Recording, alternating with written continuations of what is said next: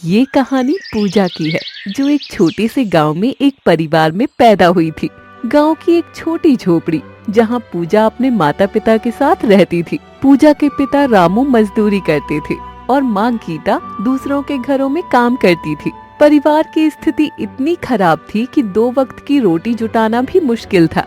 एक दिन पूजा ने अपनी माँ से पूछा, माँ, क्या मुझे स्कूल जाना जरूरी है? गाँव की बाकी लड़कियाँ तो घर का काम करती हैं। बेटा, पढ़ाई से तुम्हारा ही भविष्य बदलेगा। हम भले ही गरीब हैं, लेकिन तुम्हें पढ़ा लिखा कर बड़ा आदमी बनाना चाहते हैं। ठीक है माँ, मैं स्कूल जाऊंगी। अगर पढ़ाई से हमारा जीवन बदल सकता है तो मैं मेहनत करूंगी। मैं चाहती हूँ कि आपको मुझ पर गर्व हो। माँ की बात ने पूजा को प्रेरित किया। उसने तय किया कि वो पढ़ाई में कोई कसर नहीं छोड़ेगी। पूजा को स्कूल जाने के लिए हर दिन 5 किलोमीटर पैदल चलना पड़ता था।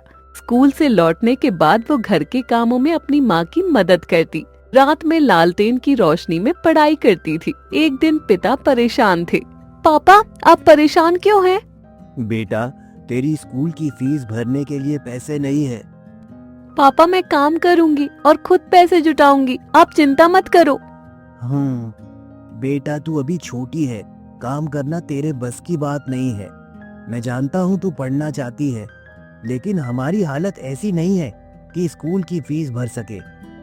पापा, छोटी हूँ तो क्या हुआ? मैं पढ़ाई के लिए कुछ भी कर सकती हूँ। अगर मैं आज मेहनत करूंगी तो कल आपको और माँ को आराम मिलेगा। पढ़ाई से ही हम गरीबी से बाहर निकल सकते हैं। बेटा, तेरी बात तो सही है, लेकिन मैं कैसे देखूं कि तू इतनी छोटी उम्र में काम कर रही है।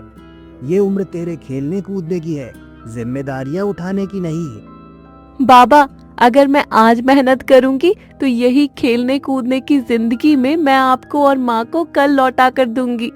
आप देखिएगा, मैं पढ़ाई के साथ सब संभाल लूंगी। बस आप मेरा हौसला बनाए रखिए। ठीक है बेटी, तेरे जज्बे के आगे मैं हार मानता हूँ। जो करना है कर, लेकिन अपना ध्यान रखना और किसी भी परेशानी में मुझे बताना। मैं हमेशा तेरे साथ हूँ। रामू को अपनी बेटी पर गर्व हुआ। अगले दिन पूजा ने पास के ही खेतों में मजदूरी करना शुरू कर दिया। वो सुबह में काम करती, फिर स्कूल जाती और रात में पढ़ाई करती। पूजा, इतनी पढ़ाई क्यों करती है? दिन भर स्कूल, फिर काम और रात को लालटेन में पढ़ाई, थक जाती होगी। माँ, पढ़ाई से ही तो जिंदगी बदलेगी। तुम ही तो बोली थी मैं बड़ा अफसर बनूंगी, फिर तुझे ये चूल्हे के धुएं नहीं सहने पड़ेंगे। लेकिन इतने मुश्किल रास्ते पर तू चलेगी कैसे? माँ, मुश्किलें ही तो सिखाती हैं कि कैसे मजबूत बना जाए। जब मैं हर दिन 5 किलोमीटर चलकर स्कूल जा सकती हूँ तो जिंदगी की ये दूरियां भी पार कर लूंगी। गांव की एक शांत सुबह, पूजा लालटेन की हल्की रोशनी में पढ़ाई कर रही थी। उसकी माँ गहरी नींद में थी, लेकिन पूजा की आंखों में नींद का नामो निशान नहीं था। वो पेंसिल से कुछ लिखती और फिर रुककर सोचने लगती। अचानक उसके मन में सवाल उठा, क्या सच में मैं कभी अपने सपने को पूरा कर पाऊंगी? पूजा, तुम्हारी मेहनत देखकर लगता है कि तुम कुछ बड़ा कर सकती हो, लेकिन रास्ता आसान नहीं होगा। क्या तुम इसके लिए तैयार हो? सर, अगर मैं आज हार मान लूं तो मेरे माता पिता की सारी मेहनत बेकार चली जाएगी। मैं तैयार हूँ, चाहे कितनी भी मुश्किलें क्यों ना आए। शर्मा सर ने एक रहस्यमय मुस्कान के साथ एक लिफाफा उसकी ओर बढ़ाया। ये छात्रवृत्ति का फॉर्म है। इसे भरकर मुझे कल देना। पूजा की खुशी का ठिकाना नहीं रहा, लेकिन उसी रात जब वो अपने पिता से बात कर रही थी, उसने देखा कि वो गहरी चिंता में थे। पापा, क्या बात है? आप परेशान क्यों हैं? बेटा, देख, तेरे स्कूल की फीस भरने के लिए पैसे नहीं है। ये छात्रवृत्ति का फॉर्म भी मदद नहीं करेगा, क्योंकि इसे जमा करने के लिए भी कुछ पैसे चाहिए। पूजा की आंखों में आंसू आ गए। उसने निश्चय किया कि वो हार नहीं मानेगी। पापा, मैं काम करूंगी। ये सपना सिर्फ मेरा नहीं है, हमारा है। मैं इसे अधूरा नहीं छोड़ सकती। अगले दिन पूजा ने पास के खेत में मजदूरी करना शुरू कर दी, लेकिन उसकी मेहनत को गांव वालों ने ताने का विषय बना लिया। इतनी पढ़ाई करके क्या कर लेगी ये लड़की? लड़की को घर संभालना चाहिए, सपने देखना नहीं। पूजा ने एक पल के लिए उनकी बातों को सुना। उसने उनकी ओर देखा और धीमे स्वर में कहा, जो लोग सपने नहीं देखते उन्हें उनका सच होने का चमत्कार कभी नहीं दिखता। मैं तुम्हें जवाब अभी नहीं दूंगी, लेकिन एक दिन ऐसा आएगा जब तुम खुद मुझसे पूछोगी, पूजा हमें भी बताओ कि तुमने ये सब कैसे किया। पूजा की ये बात सुनकर औरतें हक्की बक्की रह गईं, लेकिन फिर भी वो हंसती रहीं। पूजा ने मन ही मन कहा, हंस लो, आज जितना हंसना है हंस लो, कल यही हंसी तुम्हारे गर्व के आंसुओं में बदल जाएगी। मैं अपने शब्दों को अपने काम से सच साबित करूंगी। गरीबी और कठिन परिस्थितियों के बावजूद पूजा का आत्मविश्वास और संकल्प उसे हर मुश्किल को पार करने का हौसला देता है। एक दिन शिक्षक मिस्टर शर्मा ने पूजा की मेहनत और लगन देखी। पूजा, तुम्हारे अंदर बहुत क्षमता है, मैं तुम्हारी मदद करूंगा, तुम बस मेहनत करती रहो। धन्यवाद सर, मुझे विश्वास है कि अगर आप मेरी मदद करेंगे तो मैं अपने सपने को सच कर पाऊंगी। मैं पूरी मेहनत करूंगी। बिल्कुल पूजा, तुम्हारे अंदर जो जोश और लगन है वो कमाल का है। मैं तुम्हारे साथ हूँ, तुम बस अपना ध्यान पढ़ाई पर रखो। जो भी मदद चाहिए तुम मुझसे बेझिझक आकर पूछ सकती हो। धन्यवाद सर, अब मुझे किसी बात की चिंता नहीं है, क्योंकि मैं जानती हूँ कि आप मेरी मदद करेंगे। शर्मा सर की सहायता और स्कूल से मिली छात्रवृत्ति ने पूजा को और प्रोत्साहित किया। 10वीं की परीक्षा में पूजा ने जिले में पहला स्थान प्राप्त किया। पूरे गांव ने उसकी सफलता पर गर्व महसूस किया। गांव के प्रधान ने पूजा को बुलाया और कहा, पूजा, तुम्हारी मेहनत ने हमारे गांव का नाम रोशन किया है। अब आगे का खर्चा मैं उठाऊंगा। प्रधान जी, आपने जो मुझे मदद देने का वादा किया है उसके लिए मैं शब्दों में नहीं बता सकती कि मैं कितनी खुश हूँ। मैं जानती थी कि मेहनत कभी बेकार नहीं जाती, लेकिन आज मुझे आपके विश्वास और समर्थन से ये एहसास हुआ कि मेरे सपने सच हो सकते हैं। पूजा, तुमने मेहनत करके सभी को दिखा दिया। अब हमें भी तुम्हारी मदद करनी चाहिए। तुम्हारी आगे की पढ़ाई का खर्च हम उठाएंगे, ताकि तुम अपना पूरा ध्यान पढ़ाई पर लगा सको। तुम्हारा सफलता का रास्ता आसान हो, हम यही चाहते हैं। प्रधान जी, मैं वादा करती हूँ कि मैं इस मदद का पूरी ईमानदारी से सही इस्तेमाल करूंगी। आपके द्वारा दिए गए इस समर्थन से मैं अपनी पढ़ाई में और भी ज्यादा मेहनत करूंगी। हमें तुम पर पूरा विश्वास है पूजा। तुम आगे बढ़ो, हम तुम्हारे साथ हैं। प्रधान जी, आपने हमारी बेटी की मदद करके उसे नया जीवन दिया है। हम हमेशा आपके आभारी रहेंगे। आपकी इस दयालुता ने हमें उम्मीद दी है कि हमारा सपना एक दिन सच होगा। प्रधान जी, आपने हमारी बेटी के भविष्य को संवारने में जो भूमिका निभाई है उसे हम कभी नहीं भूल सकते। हम आपके शुक्रगुजार हैं कि आपने हमारी मुश्किलें आसान की।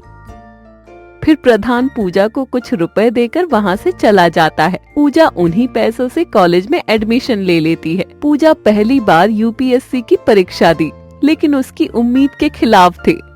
पापा, मैंने इतनी मेहनत की फिर भी असफल हो गई। क्या मेरा सपना सिर्फ एक सपना बनकर रह जाएगा? बेटा, असफलता हमें ये सिखाने के लिए आती है कि हमें कहाँ सुधार करना है।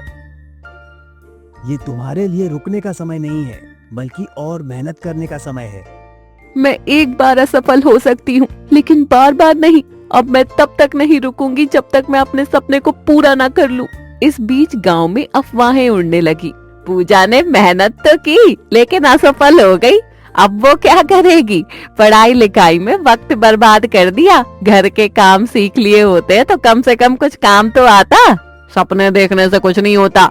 आखिर तो वही हुआ जो हमेशा होता है। लड़की होकर बड़े सपने देखना ही बेवकूफी है। अब फिर वापस खेतों में काम करने आएगी। शहर में रहने वालों की बातें सुन सुनकर अपने पंख फैलाने चली थी, लेकिन उड़ान भरने से पहले ही गिर गई। मैंने तो पहले ही कहा था कि लड़कियां पढ़ाई करके कुछ नहीं कर सकती। गरीब घर की लड़कियां तो वैसे भी अपने भाग्य से बंधी रहती हैं। हमें तो यकीन था कि पूजा जरूर कुछ बड़ा करेगी, लेकिन अब तो लगता है कि सपने देखने का कोई फायदा नहीं। उसकी हालत देखकर डर लगता है। पूजा सबकी बातें सुनती रही। उसकी आंखों में ना तो गुस्सा था न दुख, बल्कि एक अजीब सी शांति और दृढ़ निश्चय झलक रहा था। पूजा ने अपनी असफलता को सीखने का अवसर बनाया। फिर पूजा की दोस्त रीमा कहती है, पूजा, तुम्हारे संघर्ष को मैं जानती हूँ। लोगों की बातों पर ध्यान मत दे। ये तुम्हारे लिए हार मानने का समय नहीं है। रीमा, मैं जानती हूँ कि ये लोग क्या कह रहे हैं, लेकिन उनकी बातें मेरे रास्ते नहीं रोक सकती। मैंने सपना देखा है और उसे पूरा करना ही मेरे जीवन का मकसद है। असफलता मेरे लिए अंत नहीं है, ये सिर्फ एक सीख है। यही हौसला चाहिए पूजा। मैं जानती हूँ कि तुम हार मानने वालों में से नहीं हो। पूजा ने अपने संघर्ष को और तेज कर दिया। उसने सरकारी पुस्तकालय में दिन रात बिताना शुरू किया, लेकिन फिर अचानक पूजा के पिता बीमार पड़ गए। परीक्षा से एक रात पहले पूजा ने अपने पिता को बुखार में तड़पते हुए देखा। वो अस्पताल जाने के लिए पैसे जुटाने की कोशिश करने लगी। बेटा, अपनी पढ़ाई छोड़ दे, तेरे पापा की हालत गंभीर है। पूजा ने अपने दिल पर पत्थर रखा और कहा, माँ, अगर मैं आज हार गई तो पापा की सारी मेहनत बेकार हो जाएगी। मैं उन्हें बताकर जा रही हूँ कि ये परीक्षा उनकी वजह से है। इतना कहकर पूजा परीक्षा देने चली जाती है। परीक्षा के दौरान हर सवाल लिखते समय वो अपने पिता का चेहरा याद करती रही। पूजा ने परीक्षा दी, लेकिन परिणाम का इंतजार करते हुए हर दिन घबराहट में बीता। परिणाम के दिन गांव के प्रधान जी ने पूजा को बुलाया। पूजा, मुझे तुम्हारे परिणाम का पता चला है। क्या तुम्हें पता है? पूजा का दिल तेजी से धड़कने लगा। उसने कांपते हुए कहा, नहीं प्रधान जी, क्या हुआ? तुमने पूरे जिले में सबसे ज्यादा अंक प्राप्त किए हैं। तुम आईएएस बन गई हो। पूजा के पैरों तले जमीन खिसक गई। उसने आंखों में आंसू लिए कहा, क्या सच में? मुझे विश्वास नहीं हो रहा है। मुझे पता था मेरी बेटी असंभव को भी संभव बना सकती है। पूजा ने माँ के हाथों को थामते हुए कहा, माँ, ये आपकी दुआ और मेहनत का नतीजा है। अब मैं और लड़कियों के लिए प्रेरणा बनना चाहती हूँ। तुमने जो संघर्ष किया वो आज रंग लाया है। हम जानते थे कि तुम कुछ बड़ा करोगी। फिर पूजा अगले दिन शहर चली जाती है आईएएस की ट्रेनिंग के लिए। जब पूजा आईएएस बनने के बाद अपने गांव वापस लौटी और गांव के बच्चों से मिलते हुए, दीदी, मैं भी आपके जैसा बनना चाहता हूँ। बच्चों, अगर मैंने ये कर लिया तो तुम भी ये कर सकते हो। पढ़ाई ही वो रास्ता है जो तुम्हारे सपनों को पूरा कर सकता है। मेहनत करो और कभी हार मत मानो। फिर पूजा ने गांव के बच्चों के लिए कोचिंग सेंटर खोलने का फैसला किया। ये कोचिंग सेंटर सिर्फ पढ़ाई नहीं, बल्कि हर बच्चे को आत्मविश्वास देने का जरिया बनेगा। मैं चाहती हूँ कि हर बच्चा अपने सपने को पूरा करे और इस दुनिया में कुछ बड़ा करे। धन्यवाद दीदी, आपने हमें रास्ता दिखाया। अब हम भी मेहनत करेंगे और अपनी मंजिल तक पहुँचेंगे। पूजा ने अपने परिवार और गांव का नाम रोशन किया। उसकी मेहनत और संघर्ष हर उस व्यक्ति के लिए प्रेरणा है जो बड़े सपने देखता है।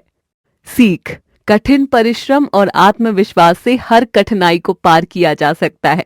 शिक्षा ही वो शक्ति है जो जीवन को बदल सकती है।